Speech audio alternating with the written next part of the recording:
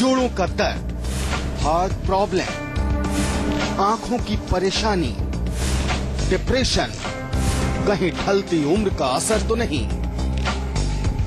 सबसे पहले डॉक्टर साहब से जान लेते हैं कि उम्र बढ़ने के साथ साथ बीमारियां भी बढ़ने लगती हैं, तो डॉक्टर साहब इसकी वजह क्या है? इसकी वजह तो उम्र ही है, क्योंकि जैसे जैसे हम वृद्ध होते हैं, जैसे हमारा जो आयु बढ़ती है तो शरीर की क्षमता कमजोर होती है, शरीर के जो हमारे ऑर्गन्स हैं उनमें वीकनेस होती है।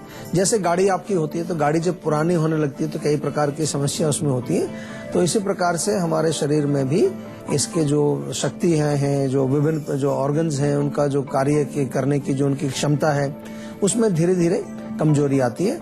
आयुर्वेद की दृष्टि से अगर समझने की कोशिश करें तो ये आयु वात प्रधान बताई गई, यानी कि वात दोष जो हमारे शरीर में होता है वो उसका प्रतिनिधित्व ओल्ड एज में होता है। और वात का एक लक्षण है कि वो रुक्षता पैदा करता है, ड्राइनेस पैदा करता है, डिजेनरेशन पैदा करता है।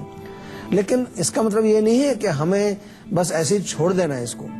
आज जो विषय हमने लिया है उसमें समझाना हमें ये है कि किस प्रकार से ओल्ड एज को भी आप जो है सुखी बना सकें, स्वस्थ बना सकें, क्योंकि एजिंग तो रहेगी लेकिन उस एजिंग को क्या हम थोड़ा बहुत स्लो डाउन कर सकते हैं, या ओल्ड एज में जो विशेष जो प्रॉब्लम्स हमारी आने वाली हैं उनको क्या हम इस तरह से रख सकते हैं कि ज्यादा तकलीफ हमें ना दें? वो बिल्कुल रख सकते हैं। और उसके लिए केवल एक चीज आपको जो है आपके अंदर एक कम से कम एक डिजायर या एक इच्छा ऐसी पैदा करना चाहता हूँ कि आपको एक आदत ऐसी डालनी चाहिए कि आप अपने शरीर का ख्याल रखना शुरू करें। जैसे गाड़ी होती है, कार होती है, मोटरसाइकिल है, स्कूटर आपके पास या बाइसिकल है, जो भी आपका वाहन है उसकी आप देखभाल करते हैं, उसकी साफ सफाई करते हैं, उसकी सर्विसिंग कराते हैं, उसमें जो है हमेशा अच्छा तेल पानी डालते हैं, हमेशा खराब चीज नहीं डालते हैं। तो ऐसे ही इस शरीर को भी आप जो है लॉन्ग टाइम तक, लंबे समय तक अच्छा रख सकते हैं। केवल जरूरत है इसकी साफ सफाई करने की, इसकी सर्विस कराने की और इसमें अच्छा तेल पानी डालने की। तो डॉक्टर साहब से अब जान लेते हैं कि डॉक्टर साहब ओल्ड एज में फिजिकल प्रॉब्लम कौन सी होती हैं, कौन कौन सी बीमारियां पकड़ लेती हैं? देखिए मेनली अगर आप देखें बुढ़ापे में लोगों के जोड़ों के दर्द बहुत होते हैं, जोड़ों का दर्द, घुटनों में दर्द होता है, कमर दर्द, या कई बारी अपना स्पाइन आगे झुक जाती है। डाइजेस्टिव प्रॉब्लम्स बहुत कॉमन है, पाचन ठीक नहीं रहता, कॉन्स्टिपेशन हो जाती है, गैस, एसिडिटी वगैरह बनना, या अगर पुरुषों में देखें तो प्रोस्टेट की प्रॉब्लम हो जाती है, क्योंकि ओल्ड एज में प्रोस्टेट ग्लैंड की वृद्धि जब हो जाती है तो उससे यूरिनेशन की प्रॉब्लम होती है। महिलाओं में देखें तो काफी सारे जो प्रॉब्लम्स हैं वो हड्डियों से रिलेटेड बहुत होते हैं। ऑस्टियोपोरोसिस की बीमारी है, हड्डियों में कमजोर, कैल्शियम की कमी होना। और इसके अतिरिक्त जो फिजिकल लेवल पर देखें तो डायबिटीज, ब्लड प्रेशर या हार्ट की प्रॉब्लम्स, इस तरह की प्रॉब्लम्स आमतौर पर ओल्ड एज में देखने को मिलती हैं। पाचन से रिलेटेड, सर्कुलेशन से रिलेटेड और नर्वस सिस्टम जो हमारा होता है उसमें भी अनेक प्रकार के रोग ओल्ड एज में देखने को मिलते हैं। तो ओल्ड एज में डॉक्टर साहब फिजिकल प्रॉब्लम तो होती है, लेकिन उसके अलावा कौन कौन सी बीमारियां या परेशानियां हमको सबसे ज्यादा उससे जूझना पड़ता है? आजकल जो हम देख रहे हैं कि ओल्ड एज में एक मेन प्रॉब्लम होती है इमोशनल प्रॉब्लम, जो है अकेलापन जो है ओल्ड एज में लोग फील करते हैं। आजकल जैसा हमारा जो लाइफस्टाइल हो गया है या जिस प्रकार से काम करने के लिए बच्चे या अपने ग्रैंड चिल्ड्रन पढ़ने के लिए बाहर चले जाते हैं, बच्चे भी बाहर चले जाते हैं, तो बुढ़ापे में लोग अकेले रह जाते हैं। तो ये एक मेन प्रॉब्लम है। फिजिकल प्रॉब्लम्स तो होती हैं, शारीरिक प्रॉब्लम तो उनकी है ही, लेकिन शारीरिक के साथ साथ जो है मानसिक प्रॉब्लम्स बहुत हैं, और उसमें सबसे बड़ी प्रॉब्लम है उनका लोनलीनेस, अकेलापन।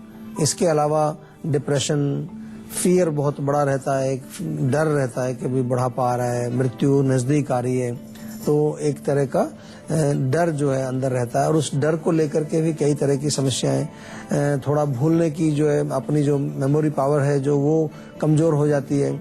हमारी बुद्धि, एनालाइजेशन करना या जो शारीरिक अंग प्रत्यंग भी हमारे वो कमजोर होने लगते हैं। जोड़ों का दर्द, अनेक प्रकार के कई ऐसे रोग हैं जो शारीरिक हैं, लेकिन इसके अलावा आपने पूछा कि फिजिकल से अलावा और क्या क्या होता है, तो उसमें मुख्य रूप से मानसिक विकार और इमोशनल प्रॉब्लम्स बहुत ज्यादा होती हैं। एक कॉलर हमारे साथ जुड़ गई है, रजनी है मेघालय से। क्या जानना चाहती हैं आप? जी मुझे ये पूछना था, एक्चुअली मुझे ना अपने सर में हाफ में बहुत तेज पेन होती है, अच्छा, पूरे सिर में नहीं होता है? जी नहीं, ओनली हाफ में। अच्छा, और ये किस चीज से होता है दर्द? आपने देखा है कोई खाने पीने से होता है कि नहीं, या किसी मौसम में होता है या? ऐसा कुछ भी नहीं है, बस मुझे कभी भी एनी टाइम ये दर्द होने लगता है अपने आप ही। अच्छा, तो फिर कितनी देर तक रहता है दर्द?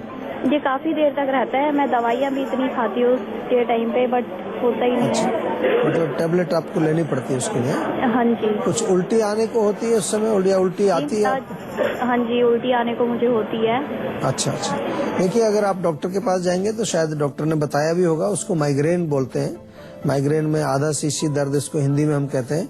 तो इसमें आमतौर पर जो है हम पेन किलर ले लेते हैं या कोई दर्द की गोली लेते हैं, सिर दर्द की गोली ले लेते हैं, माइग्रेन की टेबलेट ले लेते हैं। लेकिन हम लोग कभी भी कोशिश नहीं करते जानने की कि माइग्रेन हमें हुआ क्यों है। जब तक आप रूट कॉज को नहीं समझेंगे, रूट कॉज को ढूंढने का प्रयास नहीं करेंगे, जानने का प्रयास नहीं करेंगे, आपका रोग जड़ से नहीं जाएगा। और जो औषधि आप खा रहे हैं, दवाइयां जो खाते रहते हैं आप, सिम्टम्स को, लक्षणों को बैलेंस करने के लिए, लक्षणों को नष्ट करने के लिए, वो ठीक है, अच्छा है, उसमें कोई प्रॉब्लम नहीं है, आप उसको ले सकते हैं। लेकिन आपको अगर परमानेंट रिलीफ चाहिए तो आपको आयुर्वेद में ही आना पड़ेगा। और माइग्रेन के तो बहुत अच्छे रिजल्ट्स हमारे पास हैं। बहुत सारे पेशेंट्स हैं जो पुराना माइग्रेन लेकर के आते हैं। आप हमारी क्लिनिक पर जाइए, किसी भी क्लिनिक पर आप चले जाइए, या हमारे जो फोन नंबर है उस पर फोन करके भी आप हमारे डॉक्टर से बातचीत करके औषधि अपने घर मंगा सकते हैं। ये थोड़ा सा आप कोशिश करिए, आयुर्वेद को ट्राई करिए। मुझे उम्मीद है कि 3-4 महीने में आपको काफी रिलीफ मिलेगा। इतना जल्दी आराम नहीं आता, क्योंकि ये रोग बड़े मुश्किल हैं। मुश्किल रोगों में टाइम बहुत लगता है, और टाइम को जो है आजकल लोग जो है, टाइम किसी के पास है नहीं, छोड़ के चले जाते हैं जल्दी। मैं आपको बार बार कहता हूं कि आपका अगर क्रॉनिक रोग है, पुराना हो गया, 4-6 साल पुराना रोग है, और आयुर्वेदिक चिकित्सा आप करा रहे हैं, तो कम से कम 4-6 महीना दवाई जरूर टिक करके खाइए, रेगुलर खाइए, परहेज के साथ खाइए, तभी आपका रोग जाएगा। अन्यथा तो आप जो है केवल अपना पैसा भी खराब करेंगे, अपना टाइम भी खराब करेंगे, रिलीफ नहीं आएगा। और इसमें हमें नुकसान क्या होता है कि फिर आप ये ऐसा सोचने लगेंगे कि आयुर्वेद काम नहीं करता है। इसीलिए मैं ऐसी छोटी छोटी चीजें भी आपको समझाता हूँ कि किस प्रकार से आयुर्वेद की चिकित्सा होती है, किस प्रकार से उसके रिजल्ट्स आते हैं, कौन सी रोग में कैसे रिजल्ट आते हैं, कितनी जल्दी रिजल्ट आते हैं, ये सारी चीजें मैं आपको बताता हूँ। और माइग्रेन जिसको हो उसको कम से कम 1-1.5 साल दवाई खानी पड़ती है लगातार, लेकिन पहले 3-4 महीने में कुछ न कुछ उसको रिजल्ट दिखने लगता है। और अब बारी आती है आज की संजीवनी की, जिसमें डॉक्टर साहब से जानते हैं कि किसी भी तरह की प्रॉब्लम या फिर फिजिकल प्रॉब्लम से बचने के लिए बुजुर्गों को डाइट में क्या लेना चाहिए। तो डॉक्टर साहब, स्वस्थ रहने के लिए क्या खाना चाहिए और क्या नहीं खाना चाहिए? डाइट देखिए, जैसा मैंने कहा कि वात प्रधान है, एज जो है, ओल्ड एज, उसमें वायु का जो है प्रतिनिधित्व या वायु की अधिकता हमारे शरीर में होती है। तो वायु के जो गुण वाली चीजें उनको नहीं खाना, यानी कि जो बादी वाली चीजें हैं उनका सेवन नहीं करना चाहिए। उड़द की दाल है, राजमा है, छोले है, गोभी है, या जो है जो ऐसी चीजें हैं जिनसे वात दोष की वृद्धि होती है, जैसे ठंडा पानी है, आइसक्रीम है, रूखी सूखी चीजें हैं, कुछ पापड़ है जैसे, या कोई सूखी चीज है, सूखी सब्जियां भी ज्यादा नहीं खानी चाहिए। रसेदार लिक्विड फॉर्म में सूप टाइप की चीजें ज्यादा सेवन करें। और अगर पाचन आपका अच्छा है तो एक बहुत बढ़िया चीज है, थोड़ा सा घी डाल करके आप खाएं, और मालिश वगैरह जरूर करें। उससे भी आपके शरीर में काफी वायु जो है शांत रहती है और शरीर अच्छी तरह से चलता रहता है। एक और कॉलर हमारे साथ जुड़ गए हैं, मनोज हैं उत्तर प्रदेश से। क्या जानना चाहते हैं आप? नमस्कार डॉक्टर साहब। नमस्कार जी, आपको डॉक्टर साहब, एक्चुअली जो है मुझे काफी टाइम से लॉन्ग पीरियड से जो है खांसी है, गले में अच्छा। थोड़ा ऐसा लगता है कि जैसे कुछ चल रहा है। अच्छा। और जैसे रुक रुक के खांसी, मतलब खांसी होनी तो चाह रही है, बट क्या कहते हैं, खुल के हो नहीं पा रही, जैसे मतलब हल्की फुल्की खांसी रहती है, ऐसी इस टाइप में हो रहा है। अच्छा, बलगम निकलता है कुछ या नहीं? हाँ जी, बलगम निकलता है। अच्छा। देखो, खांसी पुरानी होना कई चीजों का संकेत है। हमेशा हमें आजकल ध्यान रखना चाहिए। प्रॉब्लम क्या होती है कि हमारे यहाँ अभी भी जो है बहुत ज्यादा हम हेल्थ के प्रति कॉन्शियस नहीं है। लंबी खांसी, पुरानी खांसी ट्यूबरकुलोसिस का भी लक्षण हो सकता है। लंबी खांसी पुरानी, आपके लंग्स कमजोर हैं, उसका भी लक्षण हो सकता है। लंग्स में कोई चीज जमा हो गई है, अंदर जो है कुछ चीज सूख गई है, बलगम सूख गया है, उसका कारण हो सकता है। कई कारण हैं। अन्य किसी बीमारी के साथ भी कई बार जुड़ा होता है। तो इसलिए हम बार बार थोड़ा आपसे बार बार कहते हैं, आपको भी लगता होगा डॉक्टर साहब हर बारी इस बात पर जोर देते हैं कि हमें जो है अपना जो है प्रॉपर परीक्षण करना चाहिए, प्रॉपर निरीक्षण करना चाहिए, चेकअप करना चाहिए, डॉक्टर से बात करनी चाहिए, चिकित्सक के पास जाना चाहिए, आयुर्वेदिक वैद्य के पास जाना चाहिए और ये जानना चाहिए कि मेरी प्रॉब्लम क्या है।